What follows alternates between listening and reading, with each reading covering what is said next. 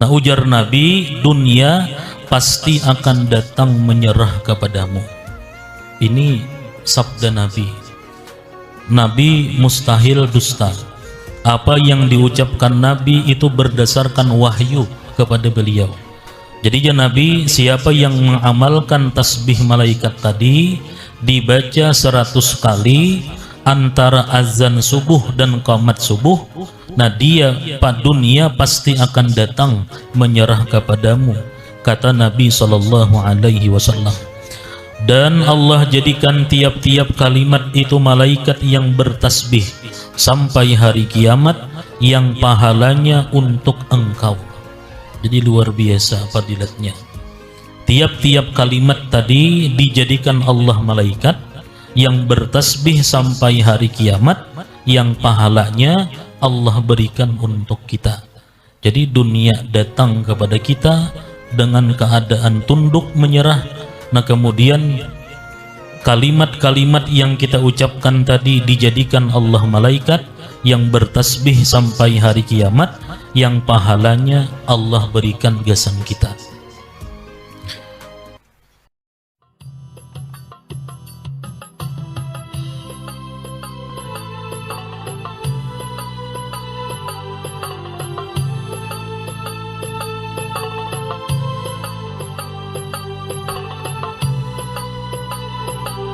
Alhamdulillahil kafi al-qaili li'ibadihi saluni,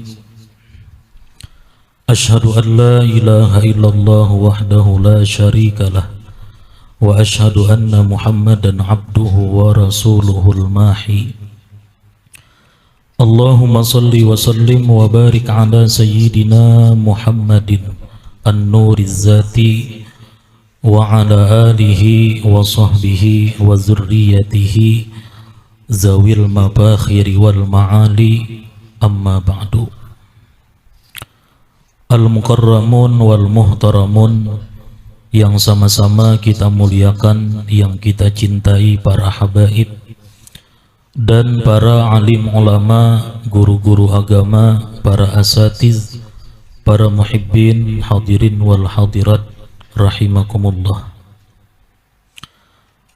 Pertama-tama dan yang utama kita panjatkan puji dan syukur yang tidak terhingga kehadirat Allah Subhanahu wa ta'ala, yang mana dengan taufik dan hidayah serta inayahnya pada malam ini kita dapat berkumpul kembali di majlis yang penuh berkah dan rahmat ini. Kemudian salawat dan salam tak lupa kita haturkan atas junjungan kita Nabi besar Muhammad sallallahu alaihi wasallam dan seluruh keluarga, para sahabat, zuriat dan pengikut beliau ila yaumil qiyamah. Para muhibbin rahimakumullah. Kemudian di antara asmaul husna yang di luar 99 yang telah kita kaji adalah Al-Kafi. Al-Kafi ini termasuk asmaul husna yang sangat akrab dengan kita, yang sering kita baca, nah sering kita amalkan membaca wirid Ya Latifu Ya Kafi. Jadi Al-Kafi termasuk asmaul husna, tetapi di luar daripada 99 yang ada. Al-Kafi huwa allazi yakfi abdahu istakfa ma yahtajun wa yakfi kifayatan khassah biman amana bihi wa tawakkala alaihi. Al-Kafi artinya yang mencukupi hambanya, yang minta cukupi, yang mencukupi hambanya, yang meminta kecukupan akan sekalian yang mereka hajatkan, dan mencukupi akan kecukupan yang khusus terhadap orang-orang yang beriman dengannya dan bertawakal kepadanya. Jadi Al-Kafi biasa diterjemahkan yang maha mencukupi. Al-Kafi yang maha mencukupi. Mencukupi siapa? Mencukupi hamba-hambanya. Hamba yang mana? Nah, hamba-hambanya yang meminta kecukupan kepada Allah terhadap hajat-hajat mereka, keperluan-keperluan mereka di dalam kehidupan ini. Jadi yang Allah cukupi itu adalah hajat-hajat hambanya, keperluan-keperluan hambanya.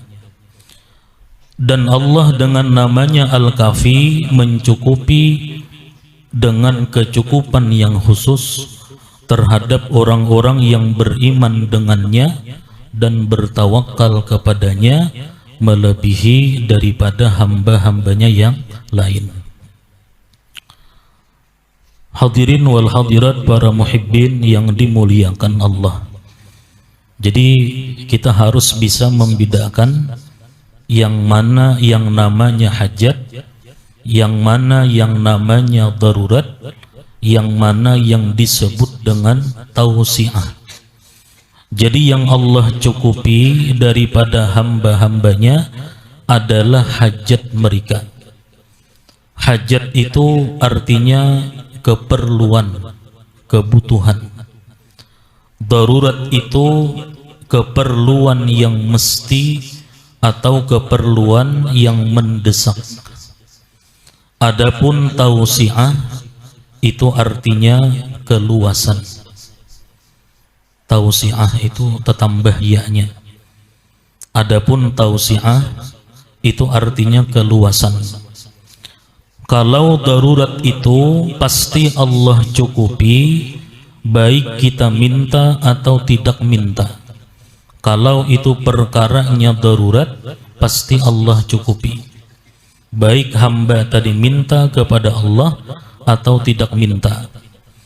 Nah, kalau hajat itu Allah cukupi bagi yang minta cukupi.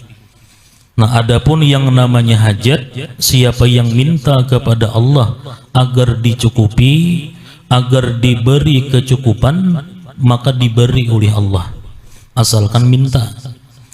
Nah, kalau tausiah itu bisa Allah cukupi dan bisa tidak Allah cukupi, karena sifatnya hanya berluas-luas. Di dalam agama, darurat itu ma laulahu lahalaka, sesuatu yang jikalau tidak ada kita akan binasa. Itu darurat. Ma laulahu lahalaka, sesuatu yang jikalau tidak ada kita akan binasa. Nah, hajat itu ma laulahu tadayyaka, sesuatu yang jikalau tidak ada kita akan terasa sempit, kita menjadi susah. Itu ngarannya hajat. Nah, untuk memudahkan paham, nah kalau kita 3 hari kada makan, kita nih sampai hari ini 3 hari kada makan. Nah, kalau kita kada makan hari ini, kita binasa, kita mati. Nah, itu namanya darurat. Kita 3 hari sudah kada makan. Nah, kalau kita 3 hari sudah kada makan, kalau kita hari ini kada makan, kita binasa. Nah, itu namanya darurat. Nah, dalam urusan darurat, dalam perkara darurat, hamba tadi minta kepada Allah atau tidak minta kepada Allah, pasti diberi, pasti dicukupi oleh Allah. Misalnya dalam ilmu Allah, ini orang masih ada umur 1 bulan, ini sudah 3 hari kada makan. Tapi dalam ilmu Allah, dalam ketentuannya, ini orang masih ada umur 1 bulan. Yang namanya perkara darurat pasti diberi oleh Allah sampai habis umurnya. Nah, kemudian hajat. Nah, kalau kita makan 1 hari sekali, kita makan nih sehari sekali makan itu namanya hajat. Kenapa? Karena kita makan sehari sekali, kita kada akan mati. Kita makan sehari sekali, makan sehari sekali, makan, kita kada akan mati, cuman kita susah, kita sempit. Ma laulahu tadayyaqa. Sesuatu yang jikalau tidak ada akan terasa sempit, kita susah. Nah, kalau kita meminta kepada Allah yang urusan hajat, perkara hajat, maka akan diberi oleh Allah Subhanahu wa ta'ala.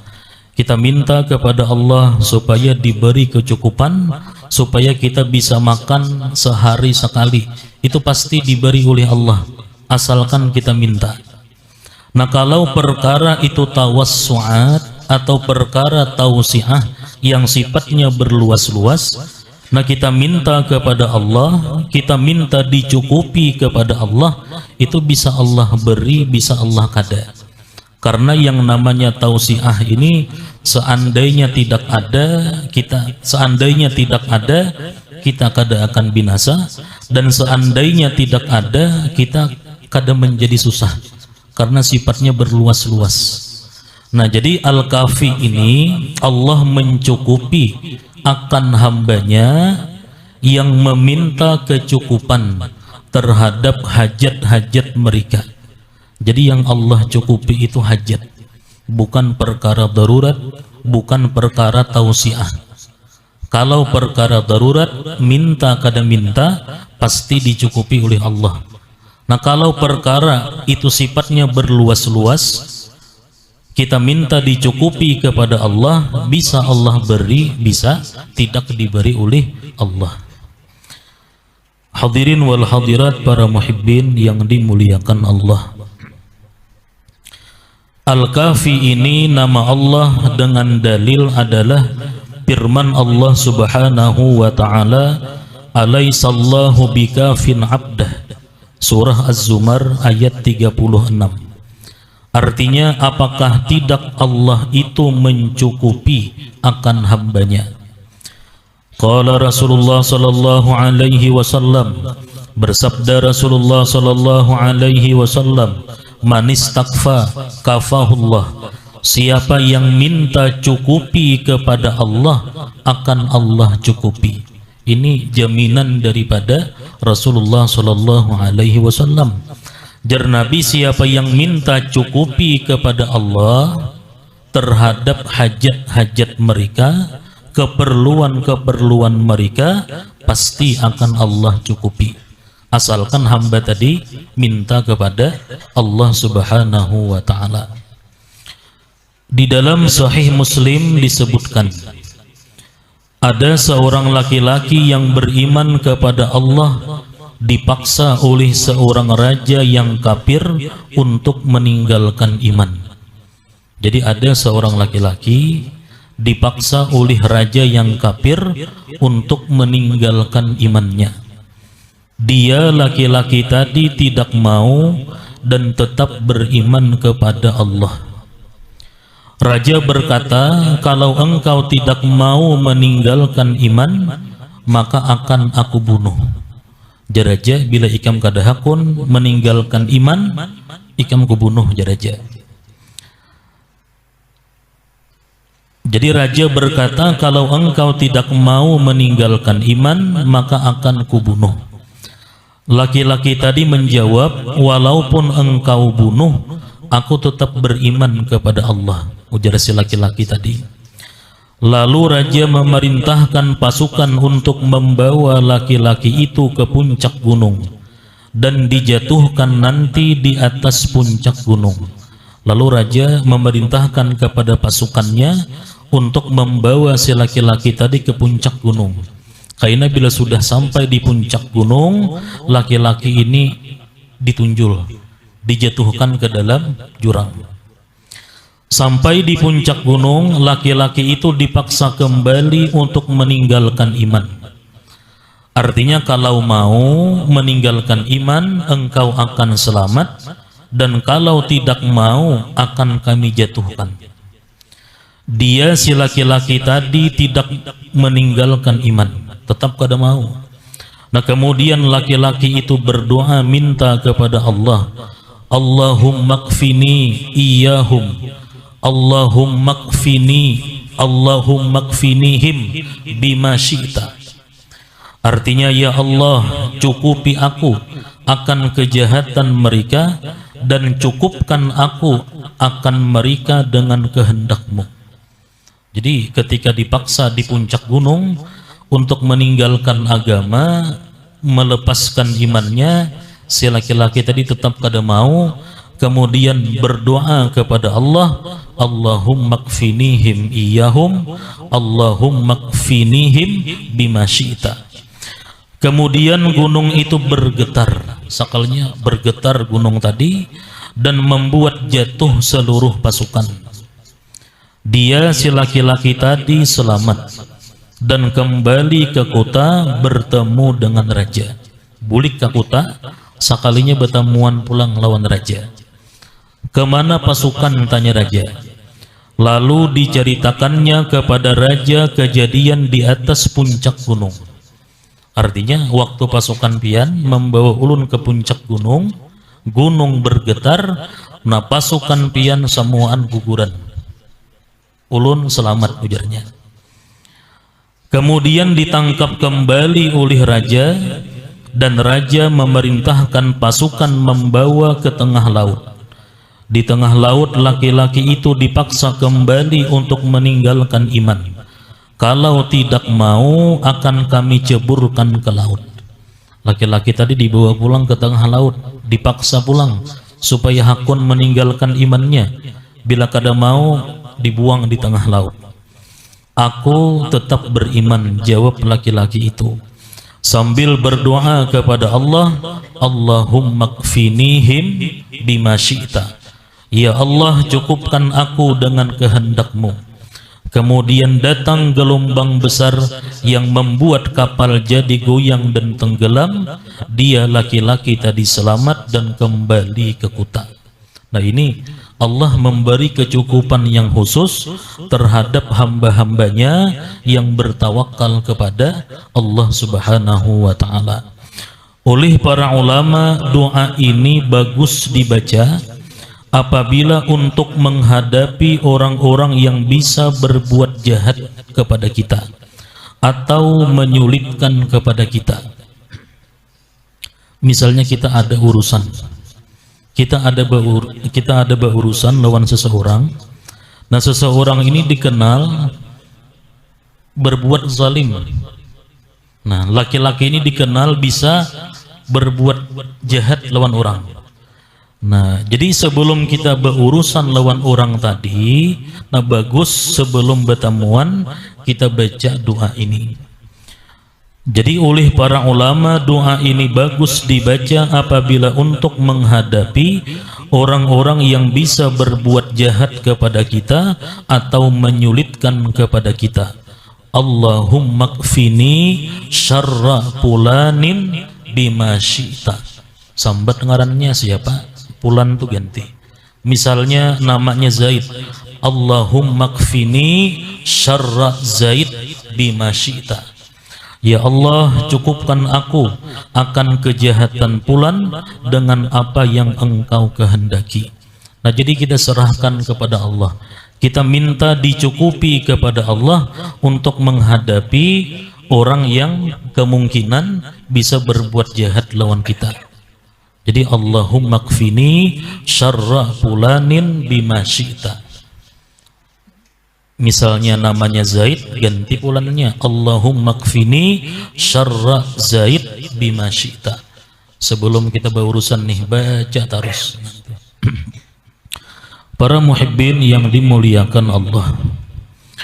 Kemudian al-mu'min bismillahil kafi. Orang yang beriman dengan nama Allah al-kafi. Ayyakuna rajian ilallahi ta'ala ayyakpiyahu ma ahammahu min umurih. Bahwa dia mengharap kepada Allah, bahwa Allah cukupi apa-apa yang dia risaukan dari urusan-urusannya.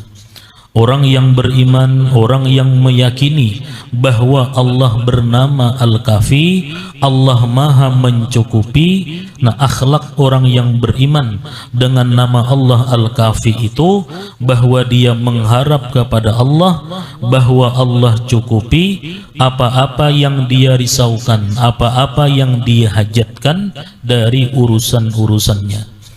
Wazalika bil kasbi wad du'ai waz zikri, dan mengharap itu dengan usaha dan doa dan zikir. Jadi cara berharap yang benar kepada Allah adalah dengan berusaha, berdoa dan berzikir kepada Allah. Itu yang bujur-bujur berharap. Kalau tidak berusaha itu sama saja dengan menghayal. Kita misalnya ada hajat, ada keperluan yang mesti diselesaikan. Kita berdoa kepada Allah, mudah-mudahan hajat ini diselesaikan oleh Allah. Cuman duduk haji di rumah, usahanya kadada. Nah, ini sama halnya dengan orang nang berkhayal. Ujarnya, aku mengharap haji sudah lawan Allah. Nah, ini berharap nang luput. Jadi wazalika bil kasbi wad du'ai waz zikri, dan mengharap itu dengan usaha dan doa dan zikir. Kalau tidak berusaha itu sama saja dengan mengkhayal. Dan kalau berusaha tetapi tidak berdoa dan berzikir, itu sama seperti orang yang tidak bertuhan. Inya ada hajat, kemudian tidak berdoa kepada Allah supaya dicukupkan hajatnya. Orang ini hanya mengandalkan kekuatannya, hanya mengandalkan ilmunya, kepintarannya, tetapi tidak minta kepada Allah supaya diselesaikan hajatnya. Ini kelakuan orang yang kadang mempunyai Tuhan. Ada seorang laki-laki di zaman Nabi SAW mempunyai hutang.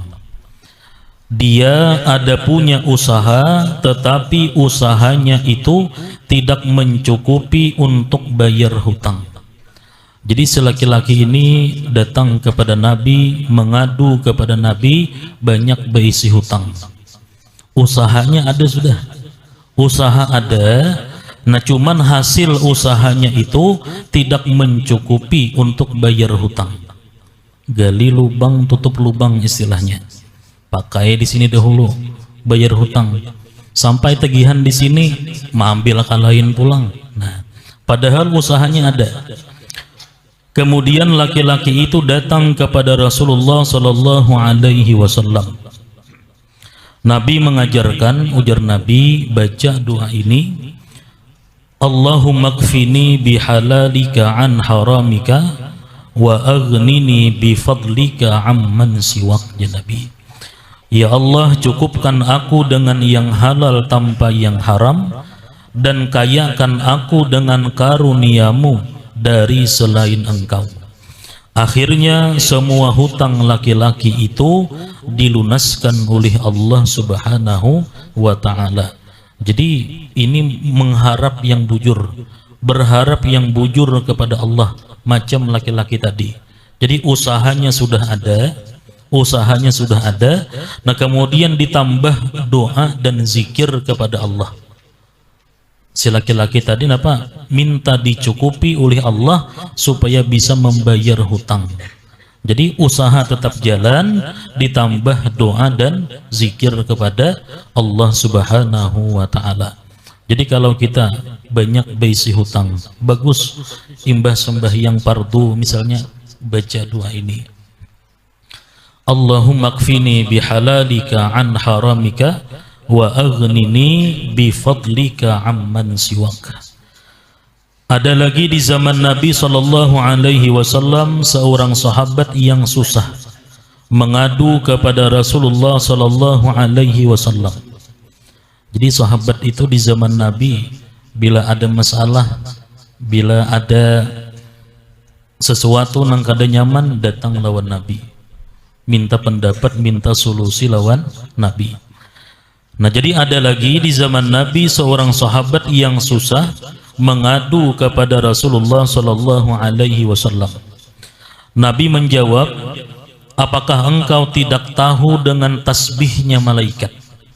Jadi Nabi, kamu kada tahukah dengan tasbihnya malaikat? Apa itu? Jawab laki-laki tadi.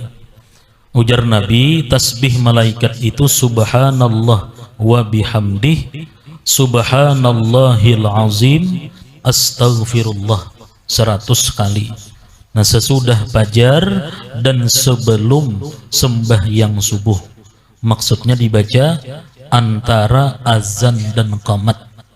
Jadi tuntung azan, kita sembahyang sunat subuh. Nah, selesai sembahyang sunat subuh, kita membaca ini 100 kali. Subhanallah wa bihamdih, subhanallahil azim, astaghfirullah. Nah, ujar Nabi, dunia pasti akan datang menyerah kepadamu. Ini sabda Nabi. Nabi mustahil dusta. Apa yang diucapkan Nabi itu berdasarkan wahyu kepada beliau. Jadi ya Nabi, siapa yang mengamalkan tasbih malaikat tadi, dibaca 100 kali antara azan subuh dan qamat subuh, nah dia pada dunia pasti akan datang menyerah kepadamu, kata Nabi SAW. Dan Allah jadikan tiap-tiap kalimat itu malaikat yang bertasbih sampai hari kiamat, yang pahalanya untuk engkau. Jadi luar biasa fadilatnya. Tiap-tiap kalimat tadi dijadikan Allah malaikat yang bertasbih sampai hari kiamat, yang pahalanya Allah berikan untuk kita. Jadi dunia datang kepada kita dengan keadaan tunduk menyerah. Nah, kemudian kalimat-kalimat yang kita ucapkan tadi dijadikan Allah malaikat yang bertasbih sampai hari kiamat, yang pahalanya Allah berikan gasan kita. Sudah membaca amalan itu tetapi tidak terlihat apa yang dijanjikan Nabi, itu pasti ada pada kita sebabnya. Lalu kita amalkan tadi, kita baca 40 hari sudah, atau 2 kali 40 hari, atau 3 kali 40 hari sudah kita membaca tasbih malaikat tadi, pina kada ada perubahan juga. Maka ujar Nabi, siapa yang membaca tadi, dunia pasti akan datang menyerah kepadanya. Arti menyerah itu orang yang bertuku, belum buka lagi toko, dihadangi orang dah. Sudah orang mah antri, mahadang kita buka. Kadang ungut-ungut kita menunggu pelanggan kada. Nah, 3 kali 40 hari sudah tetap kada ada perubahan. Malahan hutang bertambah misalnya. Makanya Nabi, dunia datang menyerah. Nah, mungkin salah satunya ketika membaca itu hati kita lalai. Qalbun lahin, itu nun tertambah. Qalbun lahin, da'in sama timbangannya. Da'a yada'u, laha yalhu. Jadi isim fa'il fahuwa lahin, kada pakai nun. Jadi mungkin salah satunya ketika membaca itu hati kita lalai. Nah, jadi pertama sebabnya bisa ketika kita membaca tasbih malaikat tadi, muntung membaca tasbih tadi, tapi hati kita kemana-mana. Nah, kada khusyuk. Atau tidak sesuai dengan bilangan yang disebut Nabi Sallallahu Alaihi Wasallam, atau bilangannya kada pas. Nah, karena hendak bercapat-capat, lalu misalnya kurang daripada 100 atau talabih pada 100, maka khasiatnya tentu kada akan didapat tadi. Jadi asalkan sesuai aja kita membaca dengan hati yang hadir, hati yang khusyuk, kemudian bilangannya sesuai. Nah, kemudian istiqamah kita mengamalkan, pasti kita dapati fadilat yang dijanjikan oleh Nabi Sallallahu Alaihi Wasallam. Hadirin wal hadirat, para muhibbin yang dimuliakan Allah. Nah, jadi kesimpulannya, Al-Kafi termasuk Asmaul Husna yang di luar 99, Al-Kafi artinya yang maha mencukupi. Yang Allah cukupi adalah keperluan-keperluan, hajat-hajat hambanya yang meminta kepada Allah. Dan orang yang beriman dengan nama Allah Al-Kafi, dia berharap kepada Allah supaya Allah mencukupi apa-apa hajatnya, apa-apa keperluannya, dan berharap kepada Allah itu dengan berusaha ditambah doa dan zikir kepada Allah Subhanahu wa ta'ala. Nah, kemudian selanjutnya nama Allah Asy-Syafi. Kita membaca manaqib Sayyidah Khadijah sedikit.